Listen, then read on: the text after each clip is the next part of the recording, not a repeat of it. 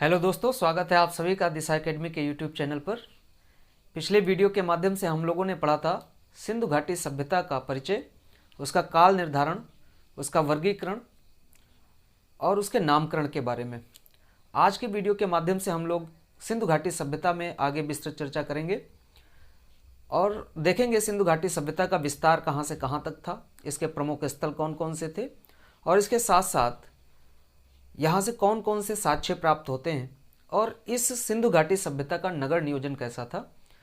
तो पिछली वीडियो में बहुत सारे कमेंट मिले थे कि सर वीडियो बहुत लंबी हो जा रही है, इसलिए किसी भी तरीके से इसको छोटा किया जाए। इस वजह से हमने पहले से बोर्ड पर कुछ सूचनाएं लिख रखी हैं, इससे आपका समय भी बचेगा और मुझे भी समझाने में थोड़ी आसानी रहेगी। तो चलिए आज हम शुरू करते हैं दूसरे वीडियो में सिंधु घाटी सभ्यता से संबंधित उसके विस्तार, उसके नगर नियोजन और उसके प्रमुख स्थलों के बारे में।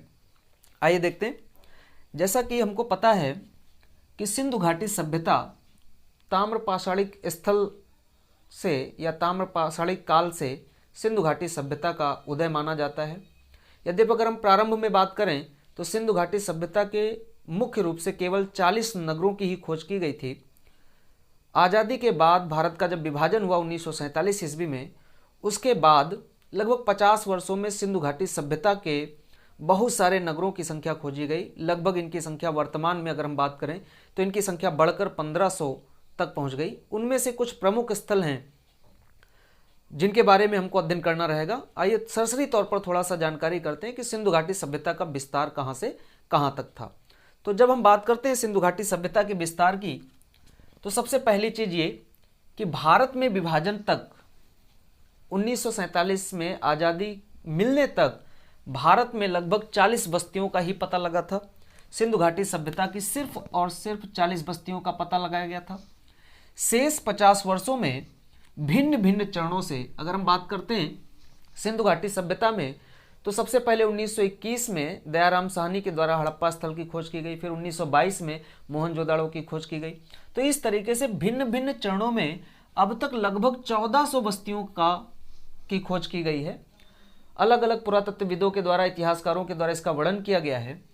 तो भारत के विभाजन तक केवल 40 बस्तियां थीं, इसके बाद में इनकी संख्या बढ़ करके 1400 तक पहुंच गई। अगर इन हम स्थलों में बात करें तो सिंधु घाटी सभ्यता के जो प्रमुख स्थल हैं वो अफगानिस्तान, पाकिस्तान और भारत, 3 देशों में मुख्य रूप से फैले पाए गए।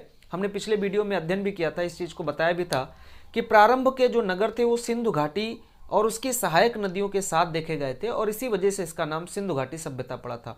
आरंभिक जो 40 नगर खोजे गए वो सिंधु और उसकी सहायक नदियों के पास खोजे गए। शेष जो 1100 नगर लगभग खोजे गए वो सिंधु और गंगा के बीच मैदानी भागों में खोजे गए, जहां पर कभी सरस्वती नदी प्रवाहित हुआ करती थी और इस वजह से इसका हमने नामकरण भी पढ़ा था कि उसको सरस्वती या सिंधु सरस्वती सभ्यता के नाम से भी जाना जाता है। तो लगभग 1400 स्थलों में 40 स्थल सिंधु नदी के किनारे, शेष 1100 स्थल या हम कह सकते हैं पूरी सिंधु घाटी सभ्यता का 80% जो स्थल हैं वो सरस्वती नदी के आसपास मैदानी भागों में, और शेष लगभग 250 जो स्थल थे वो गंगा नदी के किनारे और दक्षिण भारत में महाराष्ट्र तक खोजे गए। तो इस तरीके से कुल मिलाकर के नगर नियोजन जो देखने को मिला, जो विस्तार देखने को मिला सिंधु घाटी सभ्यता का, वो 3 देशों में देखने को मिलता, अफगानिस्तान, पाकिस्तान और भारत में। अफगानिस्तान, संपूर्ण अफगानिस्तान में इसकी जानकारी नहीं मिलती, लेकिन पाकिस्तान के अधिकांश भाग में इसकी जानकारी देखने को मिलती है। अफगानिस्तान के मुंडेगॉक और सुरतगोई नामक स्थान से हड़प्पा कालीन साक्ष्यों के बारे में जानकारी प्राप्त होती। तो इस तरीके से हम कह सकते हैं कि वर्तमान अगर इन 1400 बस्तियों की बात करें तो उनमें से लगभग 925 स्थल जो है वो भारत में है, 925 स्थल भारत में है और 475 स्थल पाकिस्तान में है। यानी सिंधु घाटी सभ्यता के जो प्रमुख नगर हैं उनमें से अधिकांश नगर भारत में हैं और ये अधिकांश नगर सिंधु और गंगा नदी के बीच में हैं। 475 नगर जो हैं, स्थल जो हैं वो पाकिस्तान में है। मुख्य रूप से सिंधु सभ्यता नगर नियोजन की सभ्यता है, नगरीय सभ्यता है, तो नगर ही कहेंगे। 475 जो नगर हैं वो सिंध बलूचिस्तान के साथ साथ पंजाब के क्षेत्र में पाकिस्तान में है, 475 संख्या में। और अफगानिस्तान में, दक्षिणी अफगानिस्तान में इसकी जानकारी देखने को मिलती है। यहां पर अगर दूसरे बिंदु के माध्यम से हम बात करें तो वर्तमान 3 देश अफगानिस्तान, पाकिस्तान और भारत में इसका विस्तार है। यानी सिंधु घाटी सभ्यता का विस्तार 3 देशों में है, अफगानिस्तान, पाकिस्तान और भारत। अगर हम बात करते हैं अफगानिस्तान तो सिर्फ आपको 2 नाम याद रखना है, एक मुंडीगाक और दूसरा सुरतुगोई। ये जो 2 प्रमुख स्थल है हड़प्पा कालीन, ये अफगानिस्तान के हैं, दक्षिणी अफगानिस्तान में। अगर हम पाकिस्तान के स्थलों की बात करें तो पाकिस्तान के स्थलों में दक्षिणी बलूचिस्तान, सिंध और पंजाब तक के जो क्षेत्र हैं, दक्षिणी बलूचिस्तान, सिंध और पंजाब के जो नगर हैं, हड़प्पा कालीन नगर हैं, वो पाकिस्तान से देखने को मिले। इनकी संख्या लगभग 475 थी। यहाँ पर हमने कुछ नगरों के नाम लिख रखे हैं। जैसे दक्षिणी बलूचिस्तान की अगर हम बात करें तो दक्षिणी बलूचिस्तान में सुत कांगेडोर, सोलकाको, डाबरकोट और बालाकोट, ये प्रमुख स्थल दक्षिणी बलूचिस्तान के थे। अगर हम सिंध की बात करें तो मोहनजोदड़ो, जुड़ेर मोहनजोदड़ो, चनूदड़ो, जुड़ेर आमरी, कोटदीजी और अली मुराद, ये प्रमुख स्थल जो हैं हमारे वो सिंध के क्षेत्र के। एक बार सिंध के क्षेत्र में ध्यान दीजिए, मोहनजोदड़ो, चनूदड़ो, आमरी और कोटदीजी बहुत ज्यादा पूछा जाता है। इसके अलावा अली मुराद और जुड़ेर जोदड़ो, ये प्रमुख स्थल सिंध के हैं, पाकिस्तान में पाए जाते हैं। पंजाब की अगर बात करें तो पंजाब में अधिकांश हड़प्पा स्थल देखने को मिले। अगर पाकिस्तान पंजाब की बात करें तो उसमें हड़प्पा प्रमुख स्थल है, सबसे पहला खोजा गया था 1921 में। तो हड़प्पा, टेरा इस्माइल खान, जलीलपुर, रहमान डेरी, गुमला और चक पुरवाने जो है ये प्रमुख स्थल पंजाब के हैं। तो हड़प्पा इसमें से ज्यादा पूछा जाता है, गुमला और चक पुरवाने भी पूछा जाता है। तो ये पंजाब में है। तो दक्षिणी बलूचिस्तान, सिंध और पंजाब के जो प्रमुख स्थल हैं वो पाकिस्तान से देखने को मिले। अगर हम भारत की बात करें तो भारत में इसके कई स्थलों को हम विभिन्न क्षेत्रों में बांट सकते हैं, अलग अलग क्षेत्रों में बांट सकते हैं राज्यों के हिसाब से। अगर हम जम्मू कश्मीर की बात करें, हालांकि जम्मू कश्मीर हड़प्पाई स्थल में सबसे उत्तरी बिंदु माना गया। जम्मू कश्मीर में आखनूर के निकट मांडा नामक स्थान सबसे उत्तरी बिंदु माना गया सिंधु घाटी सभ्यता में। तो जम्मू कश्मीर में मांडा, पंजाब में रोपड़ के साथ साथ पंजाब में चक 86 बाड़ा, इसको चक 86 भी बोला जाता है। तो पंजाब में रोपड़ और संघोल, जम्मू कश्मीर का मांडा, पंजाब में रोपड़ और संघोल। हरियाणा की बात करें तो बनमाली, मितावली, बखावली और राखीगढ़ी, ये प्रमुख स्थल हरियाणा के हैं। साथ साथ एक बालू स्थल भी इंपॉर्टेंट है, पूछा जाता है। तो इस तरीके से बनवाली, मितावल, राखीगढ़ी, बालू और बखावली, ये जो स्थल है वो हरियाणा के हैं। अगर राजस्थान की बात करें तो राजस्थान के गंगानगर के आसपास लगभग 2 दर्जन नगरों को देखने को मिलता है। लगभग 24 नगर राजस्थान में देखने को मिलते हैं। इसमें गंगानगर जिले के एक स्थान है जिसका नाम है कालीबंगा, जो हड़प्पाई स्थल के रूप में जाना जाता है, पूर्व हड़प्पाई स्थल के रूप में भी जाना जाता है। तो इस तरीके से ये बहुत इंपॉर्टेंट है कालीबंगा, जहां से जालीदार जुते हुए खेत देखने को मिलते हैं। इसके साथ साथ भूकंप के प्रमाण भी देखने को मिलते हैं, अग्नि वेदिकाएं देखने को मिलती हैं। तो राजस्थान में गंगानगर जिले में कालीबंगा। उत्तर प्रदेश की अगर हम बात करते हैं तो उत्तर प्रदेश में मेरठ जिले के एक नदी है जिसका नाम है हिंडन नदी। हिंडन नदी के किनारे एक आलमगीर नगर था, जो कि हड़प्पा सभ्यता का सबसे पूर्वी नगर है। तो आलमगीर है, इसके साथ साथ बड़ा गांव, हुलास, तो ये उत्तर प्रदेश के प्रमुख स्थल। इसमें आलमगीर ज्यादा इंपॉर्टेंट है, पूछा जाता है। अगर हम गुजरात की बात करें तो गुजरात के स्थलों को हम 2 भागों में बांट सकते हैं, एक कच्छ की खाड़ी के नगर और दूसरे हम बांट सकते हैं खंबात की खाड़ी के नगर। तो अगर हम कच्छ की खाड़ी के नगर की बात करें तो देसलपुर, सुरकोतडा, धौलावीरा, ये प्रमुख 3 स्थल हैं। इसमें धौलावीरा और सुरकोतडा से जानकारी कई मिलती है, यहाँ से एग्जाम में इंपॉर्टेंट है। सुरकोतडा से घोड़े के अस्थिपंजर प्राप्त हुए थे। धौलावीरा एक ऐसा स्थल है जहां से नगर 3 भागों में बटा हुआ प्राचीर से घिरा हुआ देखने को मिला, और धौलावीरा से खेल का मैदान देखने को मिला। धौलावीरा का शाब्दिक अर्थ जो होता है वो सफेद कुआं होता है। तो यहाँ से ढेर सारे प्रश्न बनते हैं। तो गुजरात के जो प्रमुख स्थल हैं उसको हम 2 भागों में बांटते हैं, कच्छ की खाड़ी के स्थल और खंबात की। तो कच्छ की खाड़ी की अगर हम बात करें तो देसलपुर, सुरकोतडा और धौलावीरा है। खंबात की खाड़ी की अगर बात करें तो लोथल और रंगपुर, ये ज्यादा इंपॉर्टेंट है। लोथल से हमको गोदीवाड़ा का साक्ष्य प्राप्त हुआ था। तो लोथल, रंगपुर, रोजदी, प्रभास, कुंतासी, पाटन, मेघम और शिकारपुर, ये खंबात के स्थल हैं। प्रमुख रूप से लोथल, रंगपुर, रोजदी, प्रभास, कुंतासी, पाटन, मेघम और शिकारपुर हैं। ऐसे इसके अलावा और भी बहुत सारे स्थल थे।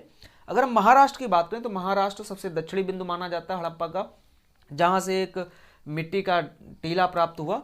यहाँ पर गोदावरी नदी के किनारे ये दैमाबाद बसा हुआ है। यहाँ से एक रथ का साक्ष्य प्राप्त हुआ, कांसे का रथ प्राप्त हुआ जिसको एक नग्न पुरुष चलाता है। तो यहाँ ये सबसे दक्षिणी बिंदु माना जाता है महाराष्ट्र का दैमाबाद।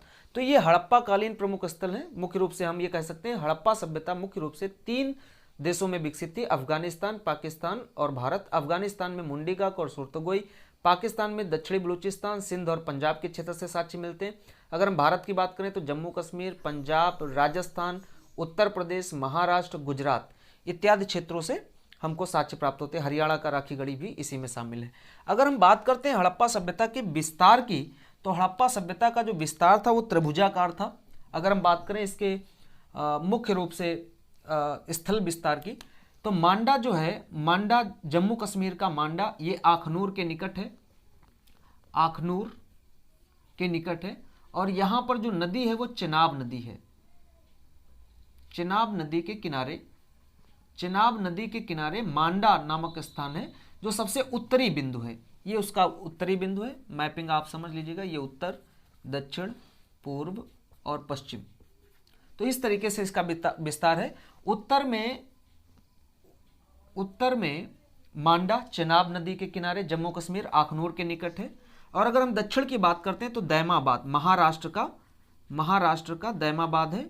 और ये प्रवरा नदी के किनारे है, प्रवरा नदी के किनारे। तो इस तरीके से सबसे उत्तरी बिंदु मांडा है हड़प्पा सभ्यता का, और दक्षिणी बिंदु महाराष्ट्र का दैमाबाद है प्रवरा नदी के किनारे।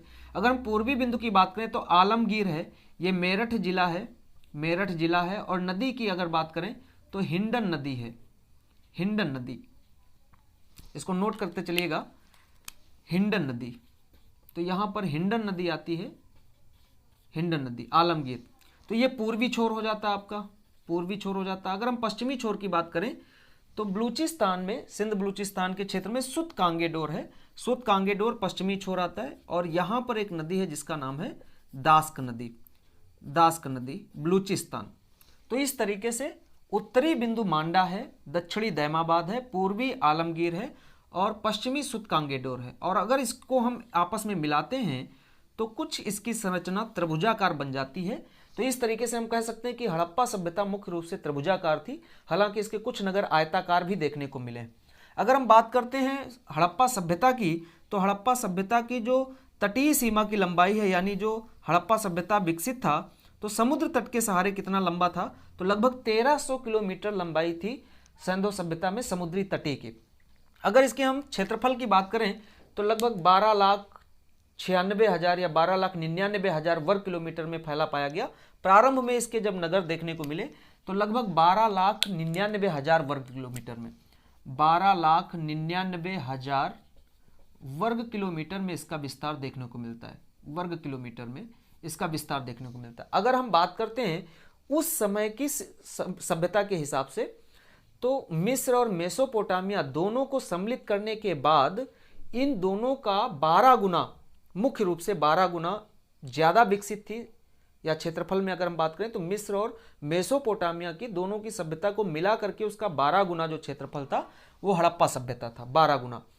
और ये जो क्षेत्रफल था इसका लगभग 12,99,000 वर्ग किलोमीटर में फैला था। अगर हम वर्तमान में देशों की बात करें तो वर्तमान में पाकिस्तान के कुल देश के क्षेत्रफल से भी अधिक विस्तृत यह सभ्यता थी। और उस समय की सबसे बड़ी सभ्यता थी हड़प्पा सभ्यता या सिंधु घाटी सभ्यता। तो 12,99,000 वर्ग किलोमीटर में फैली थी। अगर वर्तमान में अगर हम बात करें इसके स्थलों की जब खोज हुई तो वर्तमान में लगभग इसका विस्तार 20 लाख वर्ग किलोमीटर में है, 20 लाख वर्ग किलोमीटर में इसका विस्तार देखने को मिलता है। तो पूर्व में जब इसकी जानकारी हुई तब 12,99,000 वर्ग किलोमीटर में थी, वर्तमान में लगभग 20 लाख वर्ग किलोमीटर में है। अगर हम मिस्र और मेसोपोटामिया दोनों की सभ्यता को मिला देते हैं तो उसका 12 गुना हड़प्पा सभ्यता थी। अगर सिर्फ हम मिस्र की सभ्यता को लेकर चलें तो मिस्र की सभ्यता का लगभग 20 गुना यह सभ्यता डेवलप थी, विकसित थी। अगर हम इसके नगरों की बात करते हैं तो इसके नगरों में स्थलों को हम 3 भागों में बांट सकते हैं, एक प्राक हड़प्पाई स्थल, दूसरा हड़प्पा कालीन स्थल और तीसरे हड़प्पोत्तर स्थल। तो अगर हम बात करें प्राक हड़प्पाई यानी हड़प्पा काल से जो पहले स्थल थे उनमें नाम आता है मुंडीगाक का, किले गुल मोहम्मद का, पेरियानो गुंडाई का, अंजीरा का, स्यादम्ब का, पीराकदम्ब का, कुल्ली का, मेही का।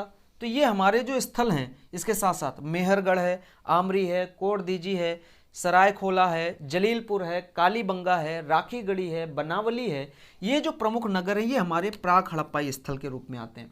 यानी इनका विस्तार हड़प्पा से पहले भी देखने को मिला। इसमें से मेहरगढ़ और कालीबंगा ये ज़्यादा इंपॉर्टेंट हो जाते हैं। मेहरगढ़, कालीबंगा, कोटदीजी भी, आमरी भी, ये प्रमुख इंपॉर्टेंट हो जाते हैं। राखीगढ़ी 2023 के पेट एग्जाम में भी पूछा गया था। प्राक हड़प्पाई स्थल के रूप में जाना जाता है। यहाँ के जो साक्ष्य प्राप्त हुए वो हड़प्पाई साक्ष्यों से मेल खाते हैं, तो ये प्राक हड़प्पाई स्थल है। अगर हम हड़प्पाई स्थलों की बात करें तो हड़प्पाई स्थलों में अभी हमने बताया कि पाकिस्तान के क्षेत्र से और भारत के क्षेत्र से प्रमुख स्थल जो देखने को मिले वो आपके सामने लिखे हुए हैं।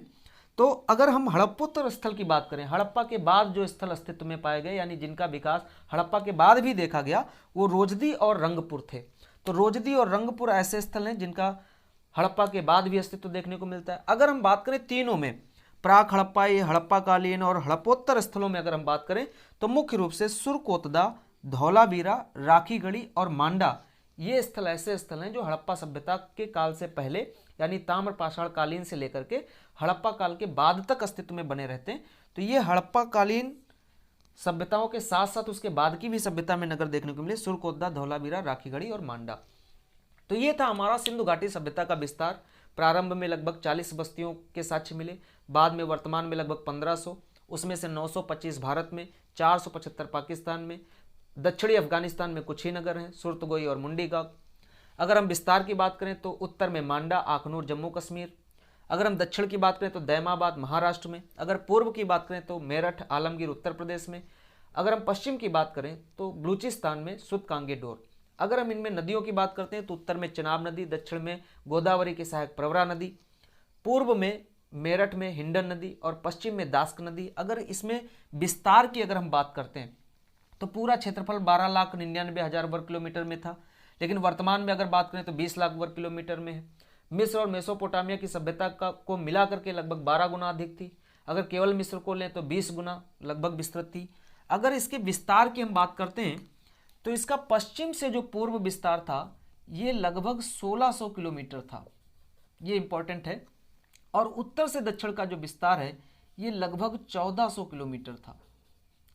तो इस तरीके से उत्तर से दक्षिण का विस्तार 1400 किलोमीटर सिंधु घाटी सभ्यता में, और पूर्व से पश्चिम का जो विस्तार था ये लगभग 1600 किलोमीटर में था। और इस तरीके से पूरी सभ्यता विकसित थी।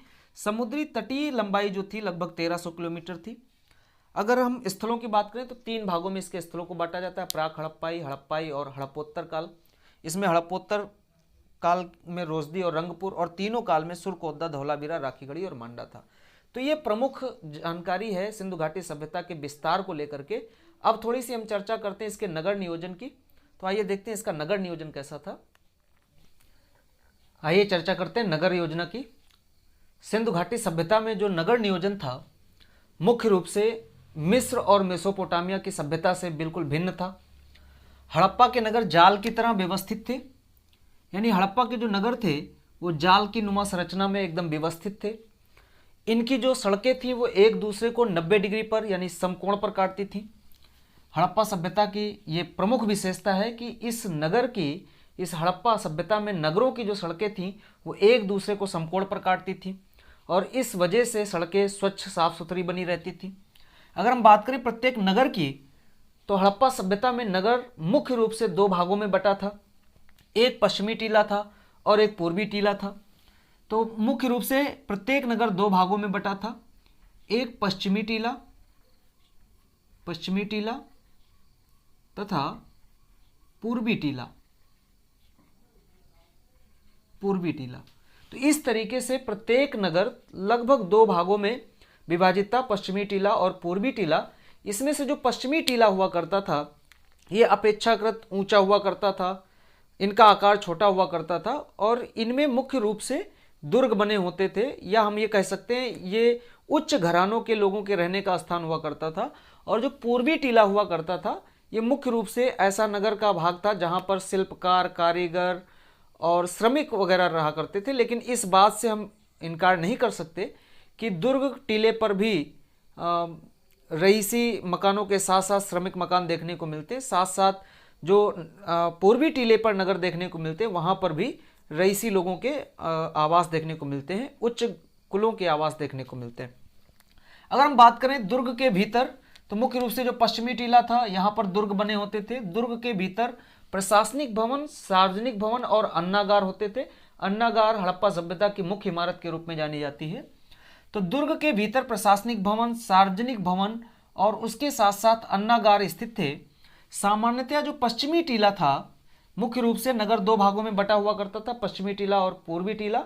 तो जो पश्चिमी टीला था वो रक्षा प्राचीर से घिरा हुआ करता था, यानी इस पश्चिमी टीले के चारों ओर बाउंड्री वाल देखने को मिली, चार दीवारी देखने को मिली।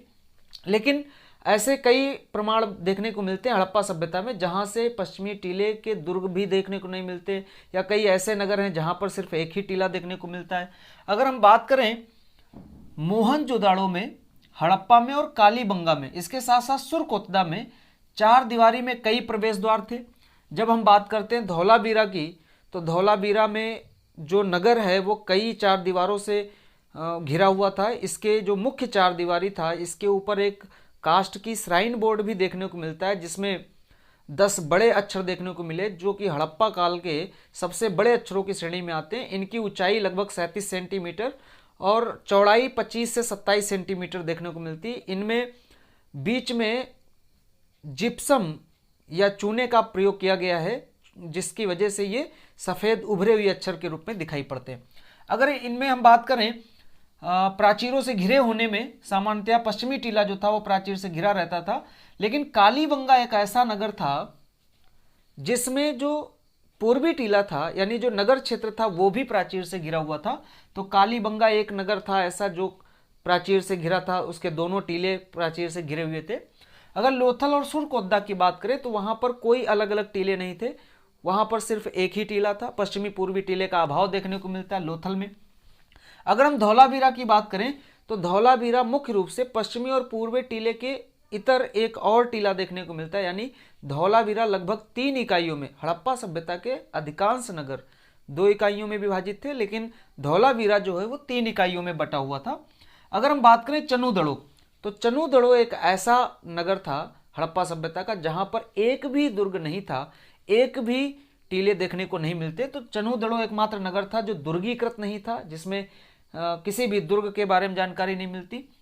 इसके अलावा इस सभ्यता में कई नगर ऐसे थे जो भिन्न भिन्न दिशाओं के आधार पर अलग अलग सेक्टरों में बटे थे। अगर हम बात करें मोहनजोदड़ो, हड़प्पा और कालीबंगा में, तो इसमें पश्चिमी और एक आयताकार ऊंचा टीला हुआ करता था, पश्चिम की ओर एक ऊंचा टीला हुआ करता था जो कि आयताकार हुआ करता था। इसके साथ साथ दक्षिण, उत्तर और पूर्व की दिशा में एक विस्तृत टीला हुआ करता था। तो इस तरीके से कह सकते हैं हड़प्पा सभ्यता में कालीबंगा एक ऐसा नगर था जहां पर जो पूर्वी टीला था वो भी प्राचीर से घिरा हुआ था। लोथल, सुरकोतदा में अलग अलग टीले नहीं थे, एक ही टीला था, यानी पूर्वी और पश्चिमी टीले का अभाव देखने को मिलता है। धौलावीरा एक ऐसा नगर है जहां पर मुख्य रूप से रहन सहन 3 वर्गों में विभाजित देखने को मिलता है, या हम ये कह सकते हैं धौलावीरा के 3 इकाइयों में बटे होने के प्रमाण मिलते। चनुदड़ो एकमात्र ऐसा नगर था जहां पर कोई भी दुर्ग देखने को नहीं मिलता, दुर्गीकृत नहीं था। नगर जो है कई सेक्टर में दिशाओं के आधार पर विभाजित थे। इसमें मोहनजोदड़ो, हड़प्पा और कालीबंगा, मोहनजोदड़ो, हड़प्पा और कालीबंगा से पश्चिमी दिशा में एक आयताकार ऊंचे टीले की बारे में जानकारी प्राप्त होती और उसके साथ साथ दक्षिण, उत्तर और पूर्व दिशा में विस्तृत टीले की जानकारी मिलती। अगर आगे हम बात करें सिंधु सभ्यता के नगरों में, तो प्रत्येक नगर में आवासीय भवन की अगर विशेषता की बात करें तो सिंधु सभ्यता के आवासीय भवनों में बीच में एक आंगन हुआ करता था। उस आंगन के 3 या चारों ओर 5 या 4 कमरे हुआ करते थे, 4-5 की संख्या में इनके कमरे हुआ करते थे। इसके साथ साथ एक रसोई घर देखने को मिलता है, एक रसोई घर, साथ में एक स्नानागार, और अधिकांश घरों से कुओं के भी प्रमाण प्राप्त हुए, यानी कुएं बने होने के भी प्रमाण प्राप्त होते हैं। अगर हम बात करें मकान में, तो मकान मुख्य रूप से पक्की ईंटों के बने पाए गए हड़प्पा सभ्यता के। लेकिन अगर हम बात करते हैं कालीबंगा के, तो कालीबंगा में जो मकान हैं वो पक्की ईंटों के बने हुए थे, और वहां पर कालीबंगा में अगर हम बात करें तो मकानों में सिर्फ पक्की ईंटों का प्रयोग किया गया वहां की नालियों के निर्माण में, यानी कालीबंगा में ईंटों का प्रयोग नाली, कुएं और दहलीजों के निर्माण के लिए किया गया। ये सिर्फ कालीबंगा के लिए, तो इस चीज को ध्यान रखना है। मकान पक्की ईंटों के बने हुए थे, कालीबंगा में पक्की ईंटों का प्रयोग नाली, कुएं और दहलीजों के निर्माण के लिए किया गया, ये कालीबंगा के लिए किया गया। इसके साथ साथ हड़प्पा सभ्यता के आवासों से सीढ़ियों के साक्ष्य प्राप्त हुए। इससे अंदाजा लगाया जा सकता है कि इस सभ्यता के अधिकांश भवन जो थे वो 2 मंजिला भी थे। तो हम ये कह सकते हैं इस सभ्यता के मकान जो थे वो 2 मंजिला थे। घरों के दरवाजों की विशेषता थी कि घरों के दरवाजे और खिड़कियां मुख्य मार्ग पर न खुल करके पीछे की ओर गलियारों में खुलते थे। यानी घरों के दरवाजे और खिड़कियां मुख्य सड़क पर न खुल करके गलियों में खुलते थे। लेकिन लोथल एक ऐसा नगर था हड़प्पा सभ्यता का जो अपवाद है, वहां पर खिड़कियां और जो मुख्य दरवाजे थे वो मुख्य गलियारे पर या मुख्य सड़क पर खुलते थे। अगर हम बात करें घरों की फर्श की, तो घरों की फर्श कच्ची मिट्टी को कूट करके या कच्ची ईंटें व पक्की ईंटों को बिछा करके मकानों की फर्श बनाई जाती थी।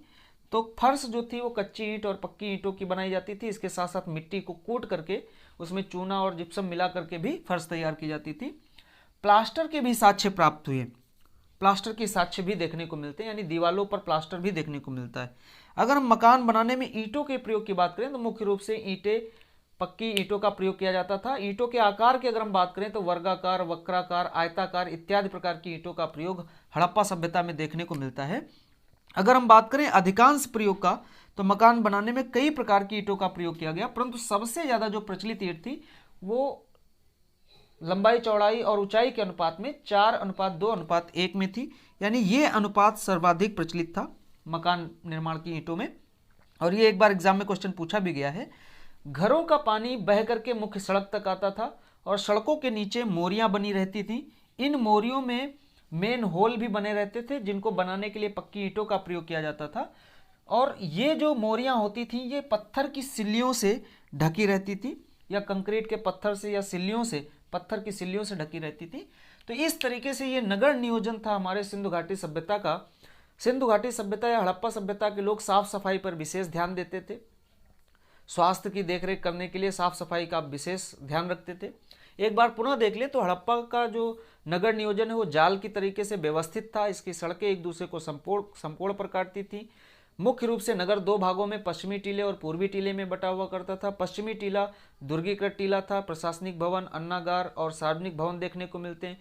पूर्वी टीला सामान्य तौर पर लोगों के रहने का निवास स्थल होता था, जिसमें शिल्पकार, कारीगर, श्रमिक इत्यादि वर्ग के लोग रहते थे।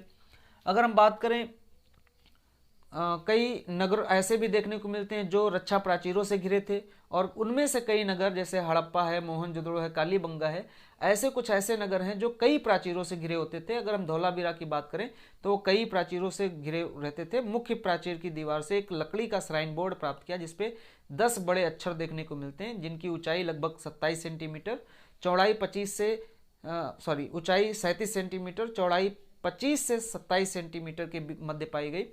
इनमें सफ़ेद चूने का या जिप्सम का भी प्रयोग देखने को मिलता है। ये हड़प्पा काल के सबसे बड़े अक्षरों के नमूने हैं।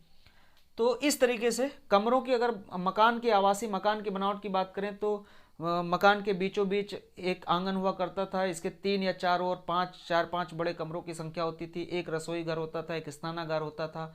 कहीं कहीं से कुएं भी देखने को मिले। कई मकानों में सीढ़ियाँ देखने को मिलती हैं, जिससे ये पता चलता है कि यहाँ के मकान 2 मंजिला भी हुआ करते थे। घरों के दरवाजे और खिड़कियां मुख्य दरवाजे पर या मुख्य सड़क पर न खुल करके गलियारों में पीछे की ओर खुलते थे, और फिर सकरे मार्गों के माध्यम से मुख्य मार्ग पर आकर घरों के गलियारे मिलते थे। अगर हम नालियों की बात करें तो पक्की ईंटों से नालियां बनाई जाती थीं, और सड़क के दोनों ओर नालियां बनी होती थीं या मोरियां बनी होती थी, उनको सिल्लियों से ढका गया था। मकानों को बनाने के लिए कई प्रकार की ईंटों का प्रयोग देखने को मिलता है। पक्की ईंटों का प्रयोग किया गया था। सर्वाधिक प्रचलित जो ईंट थी उसका अनुपात 4:2:1 था। फर्श बनाने के लिए कच्ची मिट्टी को कूटकर कच्ची मिट्टी के ईंट तथा पक्की ईंटों को बिछा करके फर्श का निर्माण किया जाता था। तो ये थी हड़प्पा सभ्यता का नगर नियोजन। अब आगे हम चर्चा करेंगे आपसे हड़प्पा सभ्यता के प्रमुख नगरों और उनकी विशेषताओं के बारे में। आइए चर्चा करते हैं हड़प्पा सभ्यता के प्रमुख नगरों के बारे में। तो जैसा कि हमने पूर्व में पढ़ रखा है कि हड़प्पा सभ्यता के लगभग 1500 नगर खोजे गए थे। उन 1500 नगरों में से हमने सिर्फ 7 नगरों को या 7 स्थलों को हमने नगर की संज्ञा दी है। वो 7 नगर जो हैं हड़प्पा, मोहनजोदड़ो, चहुंदड़ो, लोथल, कालीबंगा, बनावली और धौलावीरा है।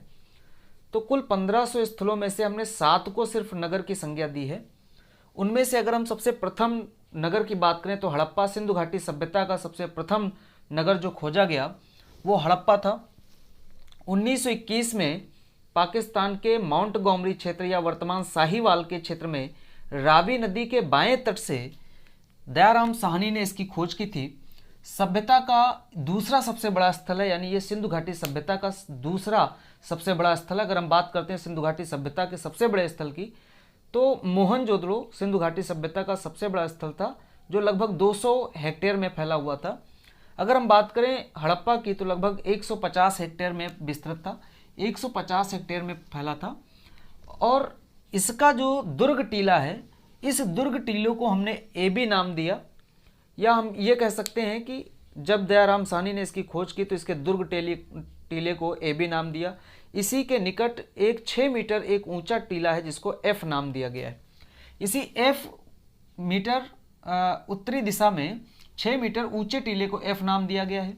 और यहीं से 18 ईंटों के चबूतरे, वृत्ताकार चबूतरे देखने को मिलते हैं जिसके ऊपर अनाज कूटने के स्थान देखने को मिलते हैं। या हम ये कह सकते हैं कि एबी टीले के उत्तरी दिशा में 6 मीटर ऊंचे टीले को एफ नाम दिया गया। वहीं से 18 ऐसे चबूतरे देखने को मिले जहां से अनाज कूटने के भी साक्ष्य जानकारी प्राप्त होती।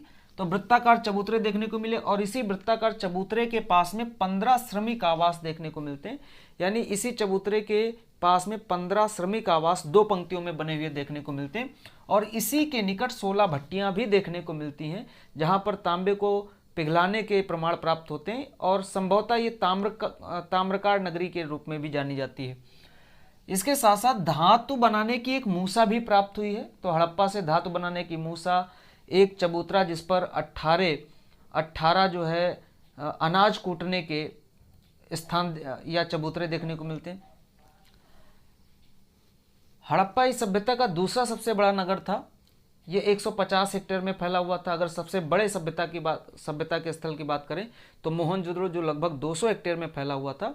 इसके दुर्ग टीले को एबी नाम दिया गया और इसी दुर्ग टीले के उत्तर दिशा में 6 मीटर का एक ऊंचा टीला है जिसको हमने एफ नाम दिया। और इसी एफ टीले के पास में एक चबूतरा, ईंटों का बना हुआ चबूतरा देखने को मिला जिसके ऊपर 18 छोटे चबूतरे बने हुए हैं जो अनाज कूटने के किसी स्थल के बारे में अपना साक्ष्य प्रस्तुत करते हैं। इसी के पास में 15 श्रमिक आवासों की 2 पंक्तियों के रूप में आवास देखने को मिलते हैं। और यहीं से 16 भट्टियां देखने को मिलती हैं जिनमें तांबे के पिघलाने के प्रमाण मिलते हैं। और वस्तुतः इतिहासकारों ने इसको ताम्र नगरी के रूप में भी या ताम्रकार नगरी के रूप में भी संज्ञा दी है। यहीं से धातु बनाने की एक मूसा मिली है। और इसी हड़प्पा के दक्षिण दिशा में एक कब्रिस्तान देखने को मिला जिसको R37 नाम दिया गया। और यहीं से एक अन्य समाधि भी मिली जिसको एच नाम दिया गया। और मुख्य रूप से एच जो समाधि है वो हड़प्पा स्थल के बाद की या हड़प्पाई स्थलों में हड़प्पाई काल के बाद की साक्ष्यों के रूप में प्रस्तुत करती है। तो इस तरीके से हम कह सकते हैं कि दक्षिण दिशा में कब्रिस्तान है जिसका नाम R37 है। एक अन्य समाधि एच भी हड़प्पा से प्राप्त हुई। हड़प्पा से ही मातृ देवी की प्रतिमा देखने को मिलती है। यहीं से एक कांसे का रथ देखने को मिलता है और मछुआरे का चित्र भी हड़प्पा से ही देखने को मिलता है। तो ये था हड़प्पा। दूसरे अगर नगर की बात करें मोहनजोदड़ो का शाब्दिक अर्थ होता है मृतकों का टीला, या अंग्रेजी में इसको द माउड ऑफ डेड कहा जाता है। प्रेतों का टीला, भूतों का टीला या मृतकों का टीला के नाम से इसको संज्ञा दी जाती है। ये पाकिस्तान के सिंध प्रांत के लरकाना जिले में स्थित है और इसकी जो खोज की वो सिंधु नदी के दाएं तट पर 1922 ईस्वी में राखलदास बनर्जी के द्वारा की गई। अब अगर यहाँ से साक्ष्यों की हम बात करते हैं तो यहाँ से विशाल स्नानागार जो कि सैंधो सभ्यता का सबसे उत्कृष्ट स्थल माना जाता है, जहाँ पर एक विशाल स्नानागार है जिसके दोनों तरफ सीढ़ियाँ बनी हुई हैं और एक बड़े कमरे के भीतर एक कुआं है जिससे जल इस स्नानागार में भरा जाता था। और संभवतः हड़प्पा सभ्यता के लोग सांस्कृतिक अवसर पर इसका प्रयोग करते थे। इस स्नानागार के दोनों ओर छोटे कमरे बने हुए हैं जहाँ पर वस्त्र या परिवर्तन करने के भी प्रमाण देखने को मिलती। जल निकास की उत्तम व्यवस्था है और इसकी जो फर्श है ये पक्की ईंटों से बनाई गई है, गारे से मिलाकर के बनाई गई। तो इस तरीके से पाकिस्तान के सिंध प्रांत के लरकाना जिले में सिंधु के दाएं तट पर 1922 में राखलदास बनर्जी ने खोज की। एक विशाल स्नानागार प्राप्त हुआ, एक अन्नागार प्राप्त हुआ। इसके साथ साथ पुरोहित आवास भी देखने को मिला। अगर हम बात करें हड़प्पा और मोहनजोदड़ो की, तो हड़प्पा से मोहनजोदड़ो की दूरी लगभग 482 किलोमीटर है और इस वजह से इतिहासकारों ने इसको हड़प्पा सभ्यता और हड़प्पा और मोहनजोदड़ो को इस सभ्यता की जुड़वा राजधानी की भी संज्ञा दी है। अगर आगे हम बात करें चनुदड़ो की, हाँ, मोहनजोदड़ो लगभग 200 हेक्टेयर में फैला हुआ था और इस सभ्यता का सबसे बड़ा नगर माना गया है। दूसरी बात करें चनुदड़ो की, तो चनुदड़ो सिंधु नदी के बाएं तट पर था। 1931 में एनजी मजूमदार ने इसकी खोज की थी। सिंधु संस्कृत के बाद यहाँ पर एक नई संस्कृति विकसित हुई थी जिसको झूकर झांगर संस्कृति के नाम से जानते हैं। तो झूकर झांगर संस्कृति के नाम से भी इसको जाना जाता है। यहीं से मनके बनाने के कारखाने भी प्राप्त हुए। 3 मनकों पर 3 घड़ियाल और 2 मछली की आकृति भी देखने को मिलती है, अंकन देखने को मिलता है। 3 घड़ियाल तथा 2 मछली का अंकन किया गया है और यहाँ की ईंट पर बिल्ली का पीछा करते हुए कुत्ते के पंजों के चिन्ह देखने को मिलते हैं, पंजों के निशान देखने को मिलते हैं। तो बिल्ली का ये प्रश्न पूछा जाता है एग्जाम में, कहाँ की ईंटों से बिल्ली का पीछा करते हुए कुत्तों के पंजों का निशान देखने को मिलता है? तो ये चनुदड़ों से देखने को मिलता है। यहीं से वक्राकार ईंटें देखने को मिलती हैं और चनुदड़ों से ही कॉस्मेटिक वस्तुएं जैसे काजल, कंघा, उस्तरा, लिपस्टिक इत्यादि देखने को मिलता है। तो मनके बनाने के कारखाने, वक्राकार ईंटें, 3 घड़ियाल, 2 मछली का अंकन, इसके साथ साथ कॉस्मेटिक वस्तुएं भी चनुदड़ों से देखने को मिलती हैं। चनुदड़ो ये तीसरा प्रमुख स्थल है। चौथे स्थल की अगर बात करें तो लोथल है। लोथल को लघु हड़प्पा या लघु मोहनजोदड़ो की भी संज्ञा दी जाती है। इसकी खोज 1954 में एसआर राव ने की थी। गुजरात के अहमदाबाद में भोगवा नदी के किनारे इसके प्रमाण प्राप्त हुए। यहीं से 3 युग्मित समाधियां भी देखने को मिलती हैं। गोदीबाड़ा का साक्ष्य देखने को मिलता है, साथ साथ जल निकास की उत्तम व्यवस्था देखने को मिलती है, अग्निकुंड देखने को मिलते हैं, साथ साथ प्रशासनिक भवन और मनके बनाने का कारखाना, साथ में रंगाई कुंड भी देखने को मिलता है। तो लोथल से, जिसको हमने लघु हड़प्पा या लघु मोहनजोदड़ो की संज्ञा दी, 1954 में एसआर राव ने इसकी खोज की थी गुजरात के अहमदाबाद में भोगवा नदी के किनारे।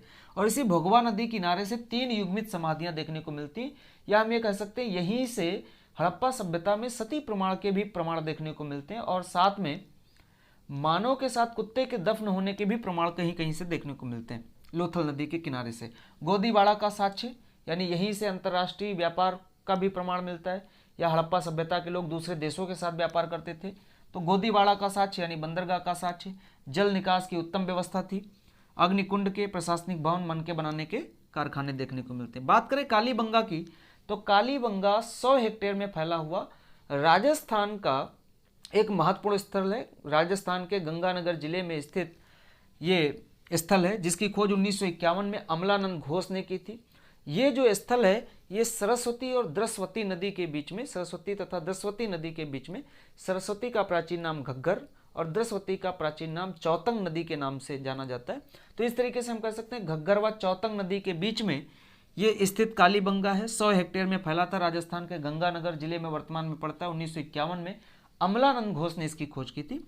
यहाँ से जालीदार जुते हुए खेत और इन खेतों में एक साथ कई फसल उगाने के साक्ष्य भी देखने को मिलते हैं।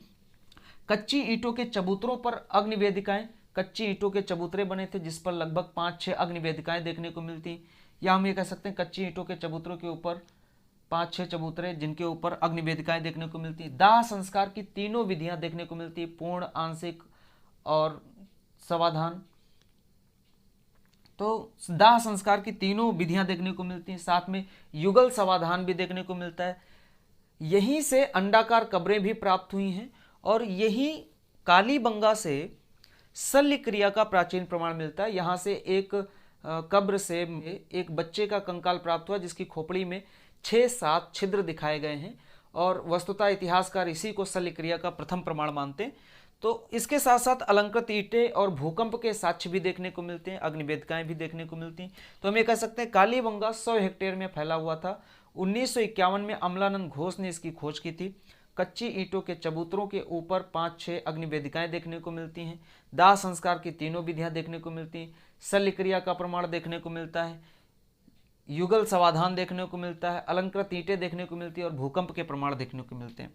अगर हम बात करें छठे स्थल में तो बनवाली का नाम आता है। हरियाणा के हिसार जिले में सरस्वती नदी के किनारे ये स्थित था। हरियाणा के हिसार जिले में सरस्वती नदी के किनारे ये स्थित है।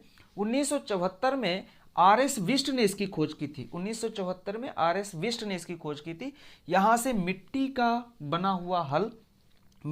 हुआ हल और मकानों से अग्निवेदिकाएं देखने को मिलती हैं। साथ में मकानों के अग्निवेदिकाओं के पास ही अर्धवृत्ताकार ढांचे देखने को मिलते हैं, जिसको इतिहासकार प्राचीन मंदिर होने की भी प्रमाण देते हैं, या कुछ इतिहासकारों का मानना है कि ये मंदिरों के साक्ष्य हो सकते हैं, मंदिरों के रूप में स्थल हो सकते हैं। हालांकि हम अगर बात करें हड़प्पा सभ्यता में किसी भी मंदिर के प्रमाण देखने को नहीं मिलते। मातृ देवी की पूजा, इसके साथ साथ पशुपतिनाथ की प्रतिमा, लिंग पूजा इत्यादि के बारे में जानकारी मिलती, परंतु किसी मंदिर के प्रमाण देखने को नहीं मिलते। तो अर्धवृत्ताकार ढांचे और साथ में बढ़िया किस्म के जौ भी देखने को मिलती, ये बनवाली से है। अगर हम बात करें धौलावीरा की, तो धौला का अर्थ होता है सफ़ेद और बीरा का अर्थ होता है कुआं, यानी धौलावीरा का अर्थ होता है सफ़ेद कुआं। ये गुजरात के कच्छ जिले में भचाऊ नामक प्रांत से इसके प्रमाण देखने को मिले। लगभग 100 हेक्टेयर में फैला हुआ था। 1967-68 में इसकी खोज की थी जेपी जोशी ने, और 1990 में आर.एस. विष्ट ने इसकी खोज की थी। ये 3 भागों में विभाजित था। धौलावीरा एकमात्र स्थल है जो 3 भागों में बटा हुआ था, दुर्ग नगर, मध्यम और निचला नगर। तो दुर्ग, मध्यम और निचला नगर 3 इकाइयों में विभाजित था। भारत का अगर हम बात करें तो प्राचीन काल में या आज से 2014 से पहले, राखी गढ़ी के अस्तित्व में आने से पहले, धौलावीरा भारत में स्थित सबसे बड़ा हड़प्पाई स्थल के रूप में जाना जाता था। लेकिन 2014 में हरियाणा में एक राखी गढ़ी नामक स्थल अस्तित्व में आया, जिसके बाद से राखी गढ़ी प्रथम और दूसरा जो धौलावीरा। तो इस तरीके से हम कह सकते हैं भारत का दूसरा सबसे बड़ा स्थल है, हड़प्पाई स्थलों में भारत में स्थित दूसरा सबसे बड़ा स्थल है। यहाँ से एकमात्र स्टेडियम के प्रमाण देखने को मिलते हैं। साथ में नेवले के पत्थर की मूर्ति देखने को मिलती है। यहाँ पर अच्छी जल निकास प्रणाली देखने को मिलती है, और यहाँ के लोगों को जल संरक्षण करने की तकनीक का भी जानकारी थी, जल संरक्षण की तकनीक भी देखने को मिलती। साथ में इसके तीनों नगर 4 दीवारी से घिरे हुए थे, कई दीवारों से घिरे हुए थे। मुख्य प्रवेश द्वार पर एक लकड़ी की वेदिका देखने को मिलती है। लकड़ी की वेदिका में लगभग 10 अक्षर देखने को मिलते हैं, जो कि हड़प्पा काल के सबसे बड़े अक्षर माने जाते हैं। इनकी ऊंचाई लगभग 37 सेंटीमीटर तथा इनकी चौड़ाई 25 से 27 सेंटीमीटर हुआ करती थी, जिसमें सफ़ेद पत्थरों का और चूने के साथ साथ जिप्सम का प्रयोग किया गया था। तो श्राइन बोर्ड भी देखने को मिलता है यहाँ से। इसके साथ साथ पालिशदार श्वेत पाषाण खंड भी देखने को मिलते हैं। तो प्रमुख रूप से सिंधु घाटी सभ्यता के जो प्रमुख नगर हैं वो ये हैं: हड़प्पा, मोहनजोदड़ो, चनूदड़ो, लोथल, कालीबंगा, बनावली और धौलावीरा, और इनकी ये प्रमुख विशेषताएं हैं। इसके अलावा भी कुछ नगर थे जो हड़प्पाई स्थल में प्रमुख रूप से जाने जाते हैं। एक झलक उस पर डालते हैं। आइए कुछ अन्य हड़प्पाई स्थलों के बारे में देखते हैं। नौसारो एक हड़प्पाई स्थल था जो पाकिस्तान के बलूचिस्तान नामक स्थान से देखा गया। यहाँ से स्त्रियों की मिट्टी की मूर्तियाँ देखने को मिलती हैं, जिनकी मांग में सिंदूर भरा हुआ देखने को मिलता है। और ऐसा माना जाता है कि तब से लेकर आज तक हिंदू धर्म में स्त्रियों के विवाह के उपरांत मांग में सिंदूर भरने की प्रथा की शुरुआत हुई। तो पाकिस्तान के बलूचिस्तान से स्त्रियों की मिट्टी की मूर्तियां जिनमें सिंदूर का प्रयोग देखने को मिलता है, नौसारों से देखने को मिलता है। दूसरा है सुतकांगेडोर, दक्षिणी बलूचिस्तान में दास्क नदी के किनारे से। ये सुतकांगेडोर हड़प्पा सभ्यता का सबसे पश्चिमी स्थल माना जाता है। 1927 में R.L. स्टाइन ने इसकी खोज की थी। सुतका कोह की अगर बात करें तो दक्षिण बलूचिस्तान का ही ये स्थल है, जो सादी कौर नदी के किनारे से इसकी खोज 1962 में डेल्स महोदय ने की थी। अगर हम डाबरकोट की बात करें, ये भी दक्षिण बलूचिस्तान का है। 1928 ईस्वी में R.L. स्टाइन ने इसकी खोज की थी। बालाकोट दक्षिण बलूचिस्तान में 1963 से 76 के बीच में डेल्स ने यहाँ से उत्खनन किया था, इसकी खुदाई की थी, इसके बारे में जानकारी दी थी। यहाँ से सीप उद्योग के जानकारी प्राप्त होती है, यानी सीप उद्योग के लिए ये जाना जाता था बालाकोट। तो बालाकोट सीप उद्योग के लिए जाना जाता था। 1963 से 76 में डेल्स ने इसकी खुदाई की थी, उत्खनन किया था। अगला बात आता कोटदीजी। कोटदीजी सिंधु के बाएं तट पर स्थित था। सिंधु के बाएं तट पर कोटदीजी था। 1935 में ध्रुवे महोदय ने इसकी खोज की थी, ध्रुवे ने खोज की थी, और ये प्राक हड़प्पाई स्थल के रूप में जाना जाता है। इसके बाद बात आती आमरी। आमरी को हम ताम्र नगरी के नाम से भी जानते हैं, सिंधु के दाएं तट पर स्थित था। 1929 में एनजी मजूमदार ने इसकी खोज की थी और ये प्राक हड़प्पा स्थलों के रूप में जाना जाता है। यहां से बारासिंगा के भी प्रमाण बारासिंगा के बारे में भी प्रमाण देखने को मिलता है। अगली बात करें रोपड़। रोपड़ भारत के पंजाब में सतलज नदी के किनारे से इसके प्रमाण देखने को मिले। यज्ञदत्त शर्मा ने 1953 से लेकर के 1956 तक यहाँ पर उत्खनन कार्य किया था। तो यज्ञदत्त शर्मा ने इसकी खोज की थी और यहीं से मानव के साथ कुत्ते के दफन होने के प्रमाण भी देखने को मिलते हैं रोपड़ से सतलज नदी के किनारे। बाड़ा एक स्थल आता है हड़प्पा स्थलों में, रोपड़ जिला ही है। 1956 में यज्ञदत्त शर्मा ने ही इसकी खुदाई की थी। इसके बाद है संगोल लुधियाना जिला, पंजाब के लुधियाने जिले से 1968 ईस्वी में एसएस तलवार ने इसकी खोज की थी। मिथावल की अगर बात करें, मितातल भी लिखा देखने को मिलता है, तो मितातल की अगर हम बात करते हैं तो हरियाणा के भिवानी जिले में है। 1968 में सूरजभान ने इसकी खोज की थी। सूरजभान ने ही हरियाणा के राखीगढ़ी की भी खोज की थी। हरियाणा में जींद जिले में स्थित घग्गर नदी के किनारे से ये राखीगढ़ी जो है वर्तमान में भारत का सबसे बड़ा स्थल है। हड़प्पा स्थल अगर हम बात करें, सबसे बड़ा हड़प्पा स्थल राखीगढ़ी है। 2014 में इसकी हरियाणा सरकार ने घोषणा की। हरियाणा के जींद जिले में घग्गर नदी के किनारे 1969 में सूरजभान ने इसकी खोज की थी। इसके बाद कुणाल की बात करें, हिसार जिले में सरस्वती नदी के किनारे 1974 में इसकी जेपी जोशी ने और इसके बाद में आरएस विष्ट ने इसकी खोज की थी। तो 1974 में जेपी जोशी और आरएस विष्ट के द्वारा हिसार जिले में खोज की गई थी कुणाल स्थल की। अगर हम बात करें रंगपुर की, तो रंगपुर से हड़प्पा स्थलों में चावल के भी साक्ष्य देखने को मिलते हैं। अहमदाबाद जिले के भादर नदी के किनारे, इसका एक नाम भादर नदी का मादर नदी भी देखने को मिलता है। तो भादर नदी 1954 में SR राव ने इसकी खोज की थी। अगली बात करें हम सुरकोतदा की। सुरकोतदा से घोड़े के अस्थि पंजर के प्रमाण देखने को मिलते हैं। सुरकोतदा गुजरात के कच्छ जिले में स्थित है। ये 1964 में इसकी खोज जेपी जोशी के द्वारा की गई। यहाँ से घोड़े के अस्थि पंजर अंडाकार गड्ढों में कंक्रीट के बीच में मानव की अस्थियों को कलश में भर करके रखने की प्रथा, या हम ये कह सकते हैं अस्थियों को विसर्जित करने की नवीन प्रणाली देखने को मिलती है, जहां पर अंडाकार गड्ढों के भीतर मनुष्य की हड्डियों को कलश के भीतर भर करके कंक्रीट के बीच में रख दिया जाता था या कलश के चारों ओर कंक्रीट भर दिया जाता था। तो ये नवीन जो है एक प्रकार से विसर्जन की प्रक्रिया, अस्थि विसर्जन की या शव विसर्जन की प्रक्रिया देखने को मिलती। घोड़े के अस्थि पंजर भी सुरकोतदा से ही देखने को मिलते हैं। अगली बात करें रोजदी की, गुजरात के सौराष्ट्र जिले में स्थित है। आलमगीर हड़प्पा सभ्यता का सबसे पूर्वी स्थल है, जो उत्तर प्रदेश के मेरठ जिले में हिंडन नदी के किनारे देखने को मिलता है। 1958 में इसकी खोज भारत सेवक समाज ने की थी। जबकि इसका उत्खनन 1958 में ही यज्ञदत्त शर्मा के द्वारा किया गया था। ये इंपॉर्टेंट क्वेश्चन है, यूपी के एग्जाम में ढेर बार पूछा गया है। आलमगीर उत्तर प्रदेश में मेरठ जिले के हिंडन नदी के किनारे खोज इसकी की गई थी भारत सेवक समाज के द्वारा 1958 में, और इसका उत्खनन किया गया यज्ञदत्त शर्मा के द्वारा। मांडा की अगर हम बात करें, मांडा हड़प्पा स्थलों में सबसे उत्तरी स्थल है। जम्मू कश्मीर में आखनूर तहसील में चिनाब नदी के किनारे 1982 में जेपी जोशी ने इसकी खोज की। कुंतासी गुजरात के राजकोट में स्थित, और ये हड़प्पाई एक प्राक हड़प्पाई स्थल के रूप में या विकसित हड़प्पाई स्थल के रूप में देखने को मिलता है। यानी प्राक हड़प्पा में प्रादुर्भाव हुआ और इसके बाद में ये विकसित अवस्था में हमको प्राप्त हुआ। ये एक बंदरगाह नगर था कुंतासी। भगवानपुरा की बात करें तो हरियाणा में कुरुक्षेत्र से एक हड़प्पोत्तर काल के स्थल के बारे में जानकारी मिलती है। भगवानपुरा हड़प्पोत्तर स्थल के रूप में जेपी जोशी ने इसकी खोज की थी हरियाणा के कुरुक्षेत्र से। अल्लाहदीनों की बात करें तो अल्लाहदीनों सिंधु और अरब के संगम से लगभग 16 किलोमीटर दूर उत्तर पूर्व क्षेत्र में, लाहौर कराची से लगभग 40 किलोमीटर दूर उत्तर पूर्व ही एक बंदरगाह नगर के रूप में इसकी खोज की थी। अल्लाहदीनों की खोज की गई थी।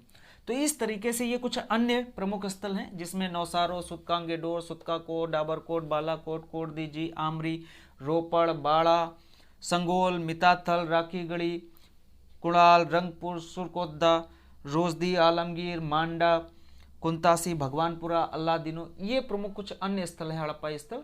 तो इस तरीके से आज के वीडियो के माध्यम से हमने पढ़ा सिंधु सभ्यता का विस्तार, उसका नगर नियोजन, उसके प्रमुख स्थल और अन्य स्थलों की विशेषताओं के बारे में। अगले वीडियो के माध्यम से हम पढ़ेंगे सिंधु घाटी सभ्यता की सांस्कृतिक, आर्थिक और राजनीतिक विशेषताओं के बारे में। उम्मीद करते हैं इस वीडियो के माध्यम से आप सभी को कुछ न कुछ रोचक जानकारी प्राप्त हुई होगी। अपने सुझाव हमें कमेंट के माध्यम से भेजना ना भूलें। वीडियो को ज़्यादा से ज़्यादा लाइक और शेयर करें। धन्यवाद।